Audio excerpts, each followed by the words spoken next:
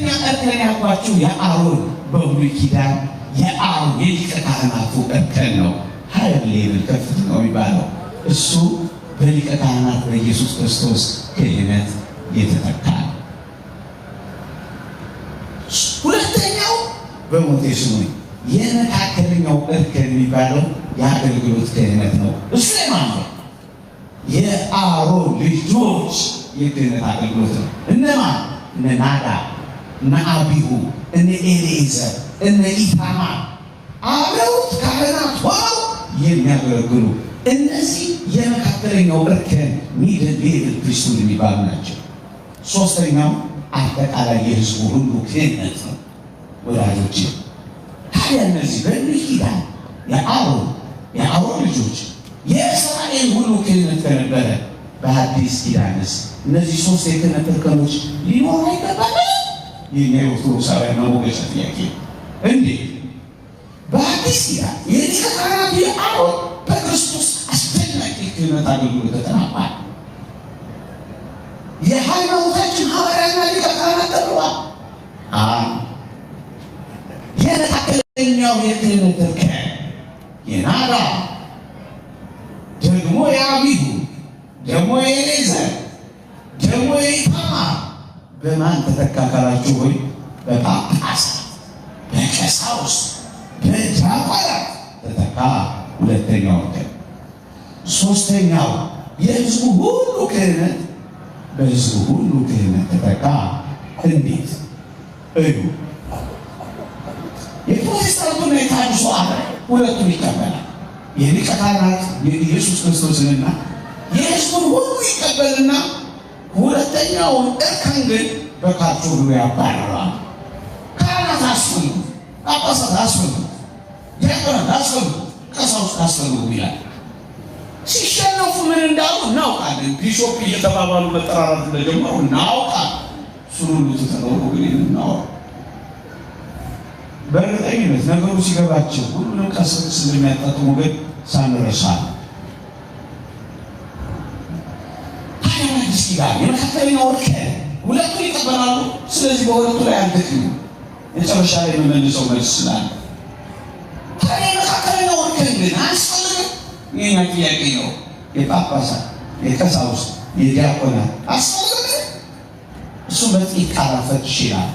አንደኛ እልን ያልኳችሁ ሐዋርያት ሥራ ምዕራፍ 20 ቁጥር 28 ላይ በገዛ ደግሞ የዋጃትን የእግዚአብሔርን ቤተክርስቲያን ትጠብቋት ዘንድ መንፈስ ቅዱስ እናንተ ጳጳሳት አድርጎ የሾመባት ለመንጋውና ለራሳችሁ ተጠንቀቁ ይላል። ጳጳሳት ተሾመዋል። ቤተክርስቲያን ጳጳሳት ሊኖሯት ይገባል። ጳጳስ ከሌለ ምን ታደርጋለህ? ያውም ንጹሕ ጳጳስ። ሁለተኛ ኤጲስቆጶስ እንዲህ ሊሆን ይገባል፣ የማይነቀፍ ልከኛ፣ ራሱን የሚገዛ እያለ ቅዱስ ጳውሎስ ስለ ኤጲስቆጶስና ስለ ዲያቆናት ያወራል። እንዲሁም ዲያቆናት ጭምቶችና በእውነት ቃል የማይናገሩ ይሁኑ እያለ ጳጳስ፣ ኤጲስቆጶስ፣ ዲያቆን እያለ ይተነትናል። ታዲያ ምን ያሳያል? በአዲስ ኪዳን ቤተክርስቲያን ዲያቆናት፣ በአዲስ ኪዳን ቤተክርስቲያን ኤጲስቆጶሳት፣ በአዲስ ኪዳን ቤተክርስቲያን ጳጳሳት፣ በአዲስ ኪዳን ቤተክርስቲያን ቀሳውስት መኖሯን ያሳያል። ወዳጅ ታዲያ ለምንድነው ሰባት ዲያቆናትን የሾመው? እንዴ ማዕድንና ገለግል እኮ አይደለም የተጠራ ነው። ይልቁኑ መንፈስ ቅዱስ ያደረባቸው ጥበብ ያለባቸው ወንድሞች ሆይ በመልካም የተመሰከረላቸውን መንፈስ ቅዱስና ጥበብ የሞላባቸውን ሰባት ሰዎች ከእናንተ ምረጡ። ለምን አለ? ወገኖቼ እጃቸውን ጭነው ስለምን ሾሟቸው? አየህ፣ እጅ መጫን ሐዋርያዊ ተግባር ነው፣ ሕዝባዊ ተግባር አይደለም። የሕዝቡ ምርጫ ነው። የጳጳሳቱ የዲያቆናቱ ሹመት ነው። ታዲያ ለምን ከሕዝቡ ለይቶ ሰባቱን መሾም አስፈለገው? ወላጆች ያው በሞቴ እቺን ቃል ያዙልኝ። መንፈስ ቅዱስና ጥበብ የሞላባቸው እነ ቅዱስ እስጢፋኖስ እንኳን እኛ እኮ ካህናት ነን እንዳላሉ ታውቃላችሁ። ይህ እስራኤል በእስራኤል ዘንድ የነበረ አጠቃላይ የሕዝቡ ሁሉ ክህነት ነበር። በአዲስ ኪዳን አጠቃላይ የሆነ የሕዝቡ ሁሉ ክህነት አለ። እሷን አስወግጃችሁ ነው ማወቅ። እንዲህ ይላል በኦሪት ዘጸአት ምዕራፍ 19 ቁጥር 6 ላይ እግዚአብሔር እስራኤልን እንዲህ ይላቸዋል፣ እናንተ የካህናት መንግስት የተቀደሰን ሕዝብ ትሆኑልኛላችሁ ይላቸዋል። ሕዝቡን ካህናት ይላቸዋል። ለምሮ ካህናት የሚላቸው ከአሮን ጋር ደግሞ ከአሮን ልጆች ጋር የሚተካከል እነሱ ካህናት ናቸው ማለት ነው። ልክ አይነት የአገልግሎት ክህነት ነው የሚሰጣቸው ያለው። ይህንን ጥቅስ በአዲስ ኪዳን ፕሮቴስታንቶችና ታድሶች ያነሱታል። ራዕየ ዮሐንስ ምዕራፍ 1:6 ላይ መንግስት ለአባቱና ለአምላኩ ካህናት እንድንሆን ላደረገን የሚለውን ያነሱና ካህናት እንድንሆን አድርጎናል፣ እኛም ሁላችን ካህናት ነን ብለው ሲሉ ሲያውጁ ይሰማል። በእርግጥ የተናገረው ቅዱስ ዮሐንስ እሱን መንጠቅ አያስፈልግም። ሁለተኛው ግን እዩ መንግስትን ለአምላኩና ለአባቱ ካህናት እንድንሆን የሚለውን ቅዱስ ዮሐንስ ከየት አመጣው ካላችሁ ቅድም ካነበብኩላችሁ ከኦሪት ዘጸአት ምዕራፍ 19:6 ነው። እናንተም የካህናት መንግስት የተቀደሰ ሕዝብ ትሆኑልኛላችሁ የሚለውን ነው በቀጥታ ቅዱስ ዮሐንስ የተጠቀመው።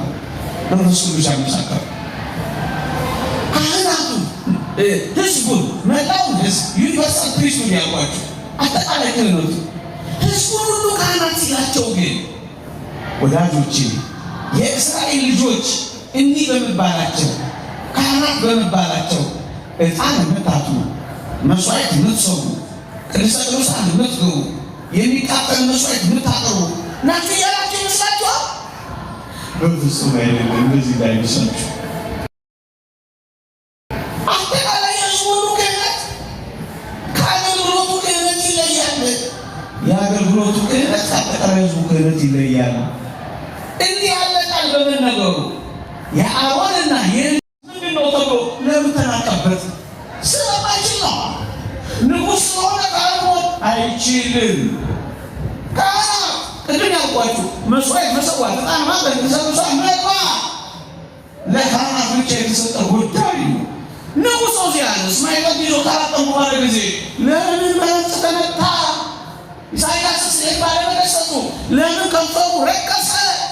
አየህ ካህናት ናችሁ ሲላቸው ሁሉም ካህን እያላቸው አይደለም። ዖዛ ስለምን ተቀጸፈ? ታቦቱን ነቅቶ ማንም መጥቶ ሊዳስስ ናቸው።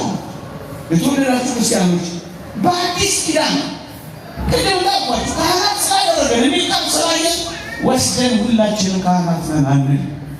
የአገልግሎቱን ካህናት ማለት ነው። ይልቅ አጠቃላይ የሕዝቡ ሁሉ ክህነት አለ። ታዲያ እነዚህ ሁሉ የተወደዳችሁ ክርስቲያኖች ካህናቱ ሲላቸው አንድ እግዚአብሔር ቃል ገና ስልፍ ይላንሳላችሁ። እዚህ ዘኍልቍ ምዕራፍ 18:7 ላይ እንዲህ ይላል። ለአሮን ይነግረዋል፣ አንተ ከአንተም ጋር ልጆች ለመሠዊያ ሥራ የሚሆነውን ሁሉ በመጋረጃ ውስጥ የሚሆነውን ታደርጉ ዘንድ ክህነታችሁን ጠብቁ ይልና ሌላ ሰው ቢቀርብ ግን ይገደል ይላል።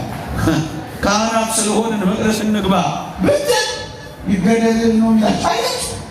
ካህናት ሲላቸው ሕዝቡ ሁሉና አሮንንና የመካከለኛውን የክህነት አገልግሎት አጠቃላይ የሕዝቡ አገልግሎት ካለየ ይገደላል። እገባለሁ ካለ ይሄ ኦሪት ሕግ ወደ አዲስ ኪዳን መጣ። ታዲያ አጠቃላይ የሕዝቡ ሁሉ ክህነት ምንድን ነው? እሱን ተናግሬ ያበቃል። ይቅርታ በጣም አስመሸዋለሁ። ግፈኛው ሆኛለሁ ዛሬ። እግዚአብሔር ሕዝብ ይልቀቅ ይለኛል እንጃ እንዳታቸው ያለኝ አይታወቅም። አንደኛ ጴጥሮስ መልእክት ምዕራፍ 2:5 እንዲህ ይላል። ትምህርት ስለሆነ ነው ይቅርታ ብሎኝ ያስመሸዋለሁ።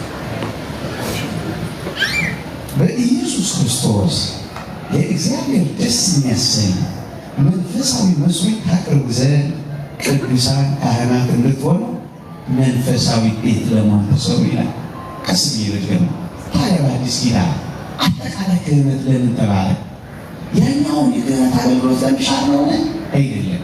እናስ እንዲህ ይላል፣ በኢየሱስ ክርስቶስ ለእግዚአብሔር ደስ የሚያሰኝ መንፈሳዊ መስዋዕትን ታቀርቡ ዘንድ ቅዱሳን ካህናት እንድትሆኑ። ለምንድን ነው እኛ ካህናት የተባለው? መንፈሳዊ መስዋዕት እንድናቀርብ ነው። ይሄ መንፈሳዊ መስዋዕት ምንድን ነው? ወንድሞች ሆይ ሰውነታችሁን ሕያውና ቅዱስ መስዋዕት አድርጋችሁ ለእግዚአብሔር ታቀርቡ ዘንድ በክርስቶስ ርኅራኄ እለምናችኋለሁ። ሮሜ ምዕራፍ 12 ቁጥር 1 ራሳችንን ቅዱስ፣ ራሳችንን ንጹሕ፣ ራሳችንን መስዋዕት አድርገን ለክርስቶስ ስናቀርብ መንፈሳዊ ቤተ መቅደስ ሆነን እንሰራለን። ለዛ ነው ካህናት የተባልነው። ራሳችንን ለክርስቶስ ንጹሕ አድርገን ለማቅረብ ስለተሾምን አበቃ እንጂ መቅደስ ትገባለህ፣ ትናዝዛለህ፣ ይቅር ትላለህ፣ ትፈታለህ፣ ታጥናለህ ማለት አይደለም። ሰውነታችሁን ያውቃል ብዙ አለላ። ለዚህ ምስክርነት እናመጣለን። እኔ ዝም ብዬ ያገናኘሁት እንዳይመስላችሁ። በዋንዛ ወርቅ ያለ ካህን ምእመናን ራሳቸውን ካህን አድርገው መስዋዕት አድርገው ራሳቸውን ያቀርባሉና ራሳችን መንፈሳዊ ቤት ለመሆን የምንሰራ ካህናት ያደረገን የሚለው አጠቃላይ የሕዝቡ ክህነት ዩኒቨርሳል ፕሪስትሁድ ይሄ ነው። አንደኛው ሙሊክ እንዲህ ይላል፣ የሚቃጠል መስዋዕት የተባሉ ክርስቲያኖች ናቸው። ለምን የሚቃጠል መስዋዕት አላቸው? እሳት የሚባል መንፈስ ቅዱስ ስለነካቸው ይልናል። መስዋዕት ትቃጠላለህ፣ ስትዘምር ትቃጠላለህ፣ ንስሐ ስትገባ ትቃጠላለህ፣ ስትጾም ትቃጠላለህ፣ ማለት ስትቆም ትቃጠላለህ፣ ስትሰብክ ትቃጠላለህ፣ ስትቆም ትቃጠላለህ። መስዋዕት ሆነህ ትቀርባለህ። መንፈስ ቅዱስ በእነዚህ ሁሉ አገልግሎቶች የሚቃጠሉ መስዋዕት አድርጎ ይላል። ሌላስ ጸሎታችን። ለምንድን ነው ካህናት ያለ? ጸሎታችንን ስለምናቀርብ ነው። የእግዚአብሔር ቃል ይላል ዕብራውያን ምዕራፍ 13 ቁጥር 15 እንግዲህ ዘወትር ለእግዚአብሔር የምስጋና መስዋዕት ማለት ለስሙ የሚመሰክሩ ከንፈሮቹ ፍሬ በእርሱ እናቀርብለት የምስጋና መስዋዕት ይሰዋልና። ስለዚህ አጠቃላይ ካህናት ተባላ። ደሙስ ጸሎቴን በፊት እንደ ዕጣን ተቀበልልኝ። ጸሎታችንን እንደ ዕጣን፣ እጅ መንሳታችንን እንደ ሰክ መስዋዕት ተቀበልልን። ስግደታችንን እንደ መስዋዕት፣ ጸሎታችንን እንደ ዕጣን ይቀበልልናል። የተወደዳችሁ ክርስቲያኖች፣ አንዳንዶች ኢየሱስ ሊቀ ካህናት ስለተባለ ሌሎች ካህናት አስፈልጉም ይላሉ። እንደውም እንገልጠው እንገራቸው። ክርስቶስ ያንን ቤተ መቅደስ ውስጥ የነበረውን ጠረጴዛ እንደገለበጠባቸው እንገልጥባቸው። እነሱን አልገለበጥም፣ ጠረጴዛውን የገለበጠው እነሱን እንጸይላቸዋለን፣ እንወዳቸዋለን። ጠረጴዛቸውን ግን እንገለብጠዋለን። ምን ኢየሱስ ራሱ ሊቀ ካህናት መባሉ፣ የካህናት አለቃ መባሉ ሌሎች ካህናት ስላዋል እንዴ? አለቃ የሚሆነው እኮ ምንዝሮች ስላሉ ነው ወገኖች። ሌሎች ካህናት በሌሉበት ኢየሱስ ክርስቶስ የካህናት አለቃ ይባላል። ራሱ ቃሉ እንኳን አይመክርም። እርሱ በበላይ ሆኖ ቢመራቸው ዝቅ ያሉ ካህናት ስላሉ አይደለምን ሊቀ ካህናት የተባለው ክርስቶስ። ሁለተኛ መጽሐፍ ቅዱስ የእረኞች አለቃ ይለው ክርስቶስ። ለምንድን ነው ክርስቶስን የእረኞች አለቃ ያለው? እረኞች ስላሉ እኮ ነው። ምን አይነት ለመንጋው ምሳሌ ሁኑ የተባሉ እረኞች፣ በጎቼን ያሰማሩ የተባሉ እረኞች፣ አንዳንዶችን እረኛ አደረገ የተባሉ እረኞች ስላሉ እኮ ነው የእረኞች አለቃ የተባለው። ክርስቶስ ሊቀ ካህናት ስለተባለ ሌሎች አያስፈልጉም። ውሻያት ነው። አንዳንዶች ኢየሱስ ስለተጠራበት ካህን ተብሎ ማንም ሊጠራበት አይገባም ያዋሙ ተቆርቋሪ ሆነ። ይህ ውሸት ነው። እንኳን ስሙ ከመለኮታዊ ባህሪ ተካፋዮች እንሆን ዘንድ አይደል እኛን የመረጠ። እንዴት ከፍ እንዳደረገን ተመልከቱ። ስንደርስበት ወደምናውቀው አስደናቂ ጸጋ ነው የከፈተን። ወገኖቼ ቅዱስ ተብሎ ቅዱሳን ያስባላል አይደለምን? አምላክ ተብሎ አማን ዘበጸጋ ያሰኛል አይደለምን? ሐዋርያት ተብሎ ሐዋርያት አድርጓቸው የለም? ደግሞ የዓለም ብርሃን ተብሎ የዓለም ብርሃን ናችሁ ብሏቸው ታዲያስ ካህን ተብሎ ደግሞ ካህናት ተደረጋቸው። የተወደዳችሁ ክርስቲያኖች ካህን ማለት የክርስቶስን ክህነት መካን ብለው የሚናገሩ ከሆነ እንግዲያውስ ወላጆቻችንን በስጋ የወለዱን አባትና እናታችንን ወላጆቻችንን አባት ማለት የእግዚአብሔርን አባትነት መካን እነሱ ብሎ ማሰብ ነው። የተወደዳችሁ ክርስቲያኖች እውነተኛው ቤተክርስቲያን በቁም ነገር ቁጭ ብለን አሰላስለን ያወቅናት እንጂ የሆነ ነገር ፍለጋ የምንሯሯጥባት ቤተክርስቲያን ነች። በመስዋዕት በክህነት በመሠዊያ ያጸናት እስከ ዕርቀተ ዓለም የምትቀጥል ክርስቶስ እኛን የሚያድንባት ስራ ያለባት የክህነት አገልግሎት እውነተኛዋ መገኛ እውነተኛ ኦርቶዶክሳዊት ቤተክርስቲያን ናት። ይቆየ ስለቸርነት የሚላቸው እጅግ አንድ ሰዓት ለመጀመሪያ ጊዜ